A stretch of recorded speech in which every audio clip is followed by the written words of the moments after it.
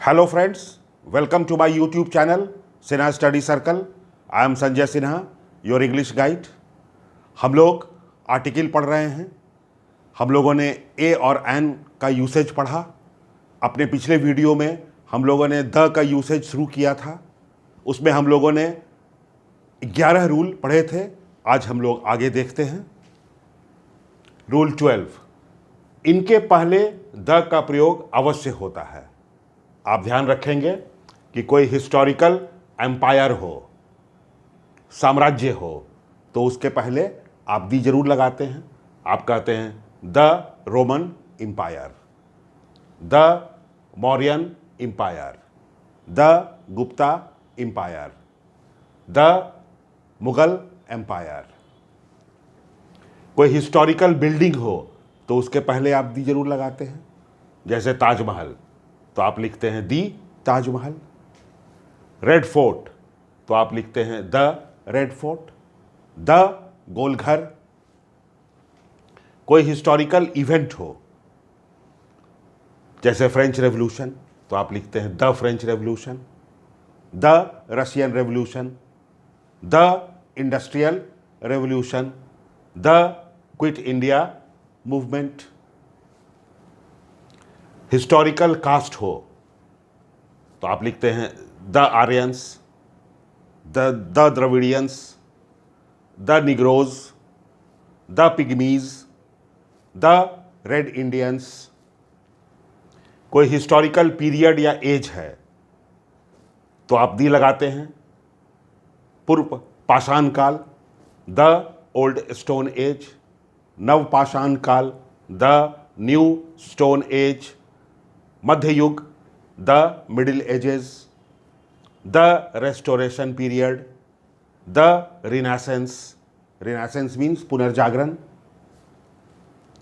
कोई historical dynasty हो, वंश, मौर्य वंश लिखना है आपको, तो आप लिखेंगे the Mauryan dynasty, the Gupta dynasty, the slave dynasty, गुलाम वंश, the Chola dynasty.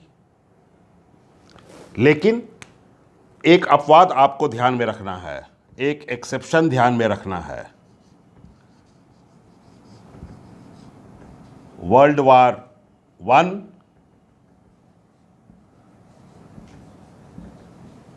World war 2, no article. ये ध्यान में रखना है आपको। अगला देखें आप, नेशनैलिटी एक्सप्रेसिंग वर्ड्स। राष्ट्रीयता या नागरिकता सूचक शब्द जो होते हैं उनके पहले दी का प्रयोग होता है। जैसे भारतीय, द इंडियंस, जापानी, the Japanese, the Russians, the Americans, the French. लेकिन यह ध्यान रखना है कि इनका प्रयोग जब काउंटेबल नाउन की तरह हो तो इसके पहले ए एन लगता है। जैसे वह एक इंडियन है, तो काउंटेबल नाउन की तरह प्रयोग हम कर रहे हैं, तो ही इज एन इंडियन। वह अफ्रीकन है, ही इज एन अफ्रीकन। वह चाइनीज है, ही इज ए चाइनीज। तो जब काउंटेबल नाउन की तरह प्रयोग करेंगे तब आप ए एन लगाएंगे, लेकिन जब नेशनैलिटी को एक्सप्रेस करेगा तो उसके पहले आप दी लगाएंगे। अगला रूल आप देखें कि म्यूजिकल इंस्ट्रूमेंट के पहले द लगता है। हम ऐसा नहीं लिख सकते ही प्लेज ऑन तबला, वह तबला बजाता है, तो he plays on the tabla, he plays on the piano, he plays on the harmonium, he plays on the ढोलक, he plays on the guitar।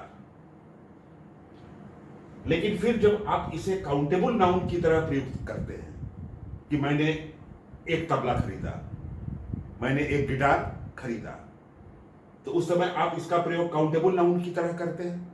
तब आप लिख सकते हैं कि he bought a harmonium, he bought a guitar।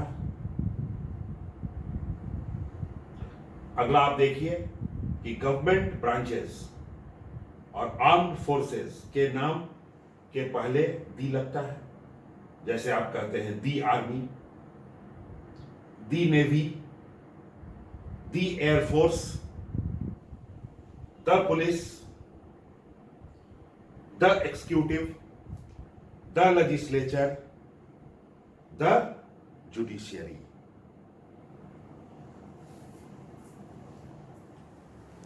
आप अगला rule देखें कि म्यूजियम संग्रहालय, library, hotel, restaurant, theatre, club, cinema hall, orchestra के नाम के पहले दी लगता है।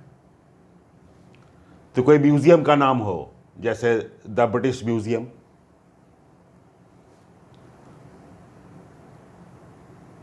The Sinha library, the Khuda Bakhsh library, the Ashoka hotel, the Pearl restaurant, the Taj International, the Globe Theatre, the Bombay theatre, the Parsi theatre, the Lions Club, the Rotary Club, the Amar talkies, the Bina talkies, the Bombay orchestra. तो इन सारे शब्दों के पहले आप दी का प्रयोग करते हैं। अगला आप देखिए कि कोई कमीशन हो, कोई इंस्टीट्यूशन हो, कोई ऑर्गेनाइजेशन हो, कोई स्पोर्ट्स का ट्रॉफी या कप हो, उसके पहले दी लगता है, जैसे the Mandal commission, the Sarkaria commission, the supreme court, the high court, the state bank, the central bank, the United Nations, the national highway, the Tata textiles, the world cup, the Durand trophy. तो इन सारे शब्दों के पहले दी का प्रयोग होता है। अगला रूल आप देखें कि डायरेक्शन के नाम के पहले दी लगता है।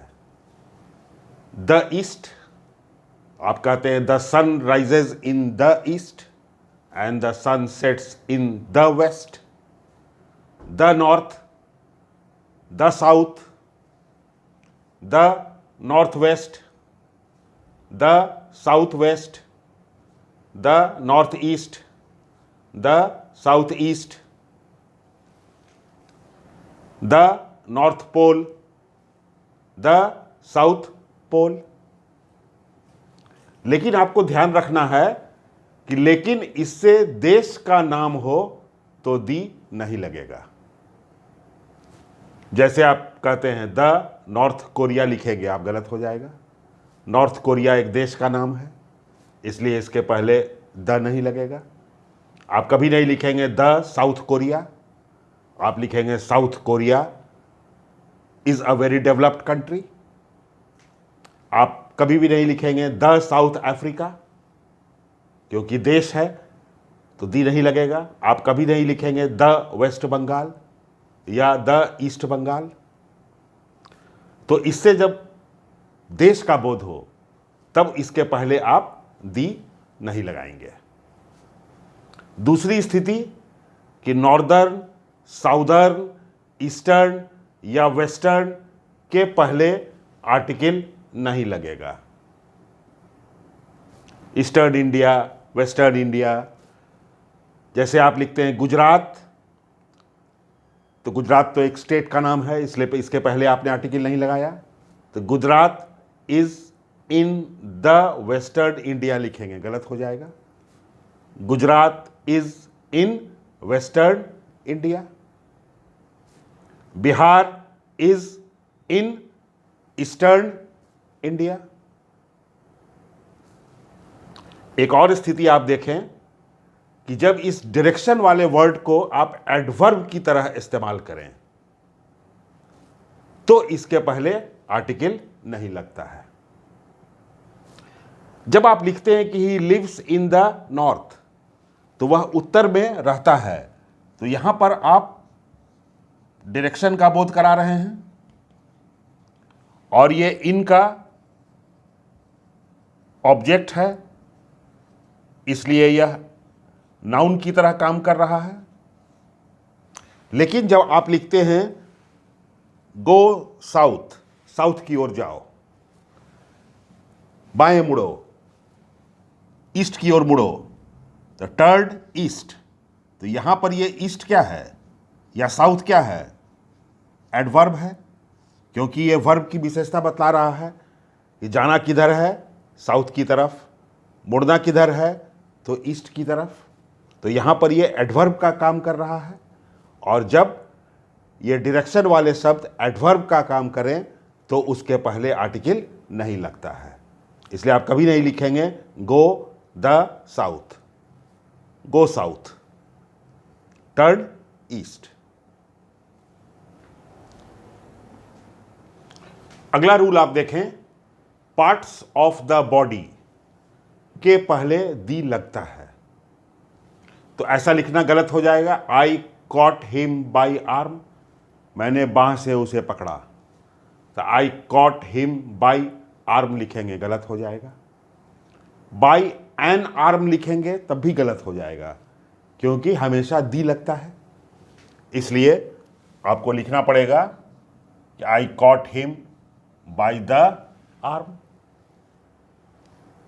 He is wounded in leg, कि उसके पैर में चोट लगी है, तो इन लेग लिखना गलत होगा, इन ए लेग लिखना भी गलत होगा।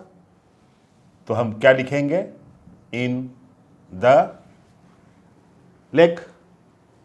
जैसे आप लिखते हैं cancer of the lungs, body part है तो दी लगा दिया आपने। इन्फ्लामेशन माने सूजन, ऑफ द थ्रोट, गले में सूजन, तो आपने द लगा दिया। तो बॉडी पार्ट्स के पहले दी का प्रयोग होता है। लेकिन अगर इसे काउंटेबल नाउन की तरह प्रयोग किया जाए तब फिर आप ए एन का प्रयोग करते हैं। जैसे लिखते हैं कि गाय को एक मुख है, एक नाक है, एक पूंछ है, तो आप इसे काउंटेबल नाउन की तरह प्रयोग कर रहे हैं। तब आप लिखते हैं a cow has a mouth, a nose, a tell.